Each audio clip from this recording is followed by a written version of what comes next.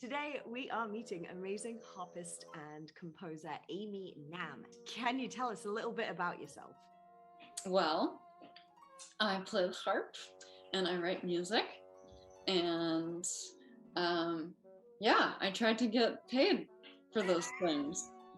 So you wrote us a piece for our Webinar Part 1 section, which actually had a name change. I think you had suggested I might be inspired by like a women's movement to write the piece. And so there are like some, big obvious ones, but I was kind of interested in this little smaller one that we don't hear much about, which is the push to make French gender neutral, which is something French feminists, some French feminists are interested in trying to do in order to hopefully make a more inclusive environment.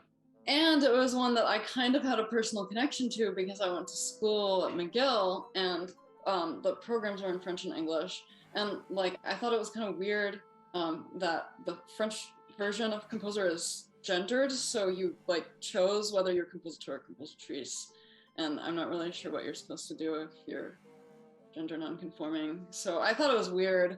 Yes, I wrote the piece with that idea in mind of these two words kind of competing, and it's in a compound meter, so there's this kind of like asymmetrical feel a little bit. And the piece is really more playful. It's kind of like a play with the words. Mm-hmm. So there's a fun bit where we get to whisper in it, and yes. I got my creepy whisper voice, which is one of my favorite things to do.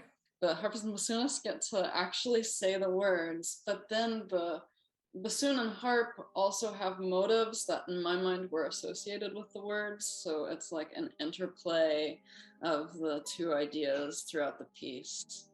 And the piece changed names a few times because I just couldn't find a title that I liked. Us at the Hats and Heels HQ obviously love our small fluffy creatures. You've met my kittens before. I know they're not kittens anymore, but they will always be kittens. And Blair has her beautiful black boy Orzo. But do you have any fluffy things in your life? I do. I have a dog named Lambo. And he's a foster, and when he's old enough, he will hopefully go on to be a service animal. That's amazing. Oh my goodness. What kind of dog is he? He's a black lab. Oh my. So the ever-going debate in these sessions, are you a hat person or a heel person? Okay, so I would be a hat person if there are more opportunities to wear hats. Yes. Because every time I try on a hat, people are like, oh, you have like a hat face. And one of my husband's funny regrets, is that one time we were at the Mall of America and we saw this hat that had a brim like this wide, and I tried it on, and he really wanted to buy it for me, but he didn't. And so now he always wishes he had. So what is your favorite instrument to compose for aside from the harp? Oh, that's a good question.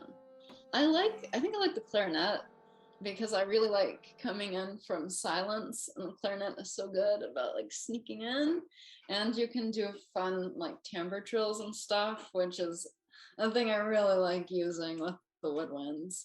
If you could get rid of one composer from the classical music canon and replace it with someone else, who would it be?